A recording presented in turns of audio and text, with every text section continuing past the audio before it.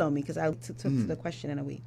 I get where both of you have said that you influence policies and so on by virtue of the fact that you educate your congregation, and through your teaching of the people you come into contact with, and the expectation and the acknowledgement that once they uphold the beliefs, that they will then translate that into what happens in community. Yeah. Then what happens when it is not the people to whom you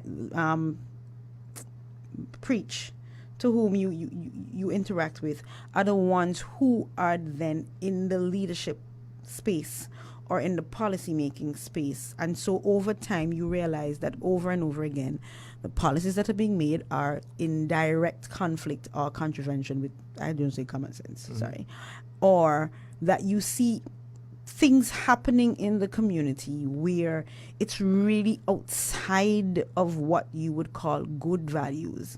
You're not able to influence it from within your church family. Then what happens? Is it that you just say, well, hold my flock closer to me? Or is there some point at which you step out? I think there's a point where you have to step out. But there's also this observation. Not everybody was called to be Martin Luther King. Clearly, thankfully. Right? Clearly and thankfully. I'm seeing that in the sense that each individual have their calling. And some individual calling and strength may be to help change the whole landscape of a nation. Some individuals may just be praying. The fact of the matter is, and our brother said it, I know there are a whole lot more that we can do and should do. And there are things that we are doing that is not publicized. And so that creates the illusion of what is the church doing. That the church is not doing anything. But as it relates to your question, someone up there in office who's not a member of the church, what do we do? I think the best thing to do is to seek an audience with the individual. Okay. Sometimes people want us to get in the boxing ring and start boxing, start knocking people down, like John the Baptist start throwing fire on people. Oh, you're getting my examples, yes. You understand? And Jesus and the money changers. Yeah. So, but the thing is, there's a way that we can do things. We can influence people. We can meet with people on a secret level in all respect and speak to them concerning some policies they're about to make and pass. And once the audience is given and the air is given, I think the church can influence people in that way. Okay. And to me that is the safest, most respectful way. And of course, if the person or individuals decide, well, look, I'm not willing to listen to you, then what the church would do is state its position on a matter. But you can't change the minds of people. But state it where? Publicly. Okay. Publicly. All right. You either write it, get it out in the newspaper, make a public statement once there's an issue. This is the church's position on this matter. The church will not change its position.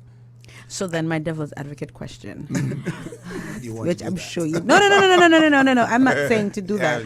I'm just asking, how for those of us who are not inside your church community, when and how do we get to see? Is it that there are no issues that have reached to that point in recent times? Or is it that your church is still working through the process before they get to that point? Or is it that the church, like the rest of the community, has this 9-day thing where within 9 days we just... Okay, new issue, move on. We have had issues. We have written a letter to the relevant authorities on behalf of the church and have even asked to put it in one of our newspapers to voice our position on a particular matter. We as a church have met with people in authority and here they ask for our opinion as it relates to the certain laws So we have had issues. We have addressed these issues. We did not come out publicly and say ABC. But if I ask the question like you're asking me on radio, asking us on radio, the fact is that when the time comes, we will have to state where we stand as it relates to a matter. And we will state that with all the respect in the world. If I may go further, for example, Apostle talks about it's a meeting that he may have had or letters that they would have written. Now, that's likely from probably the Evangelical Association or the Pentecostal Association or something like that. So when you talk about church, also you're talking about different I know that. church bodies Yes, and all I know of those that. things. Which is And why I sometimes- deliberately went across. We should have had a third guest to take us even further across. Even further across. Right. And that's what sometimes the problem is, because different people have different views Yes, and sir. different people will go different Yes, sir. Routes. Agreed. So then you have a challenge with that. Now, let's take the marijuana issue when the government went ahead. One of the things I think that the church needs to do, for example, like when there are public consultations, be present. And whether it's being present in terms of pastors being there or members being there, put forward a position. Say something. Don't just grumble in the background somewhere. I remember attending, I was away studying at the time, but I was home for the holiday, and it was coming up. I said, whatever happens, I'm going to go because I want to hear this marijuana story and so on.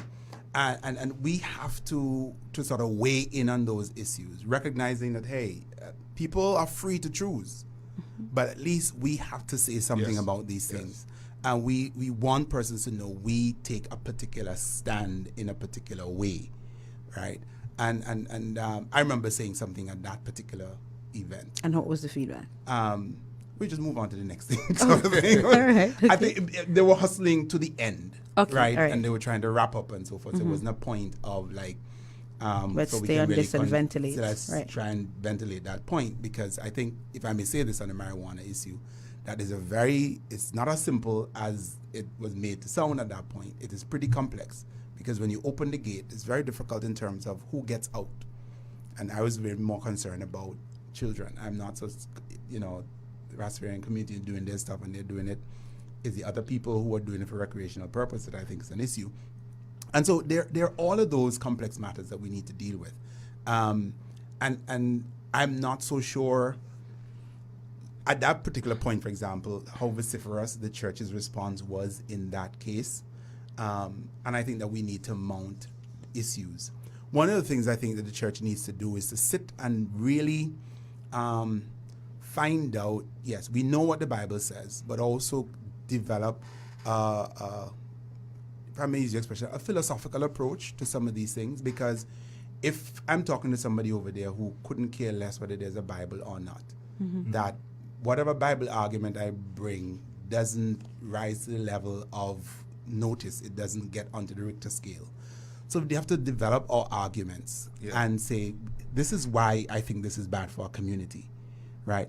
Not just, we know where we stand in terms of our values. Biblical references, this is where we are. Right, but let us take a philosophical position on this and say, hey, because of this, these are the repercussions, right? And so it calls now for us to be more deliberate in our reflection on all of these issues.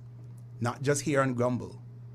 Not just say they're going to hell, correct, even though they may be, but come up with, substantive arguments that will stand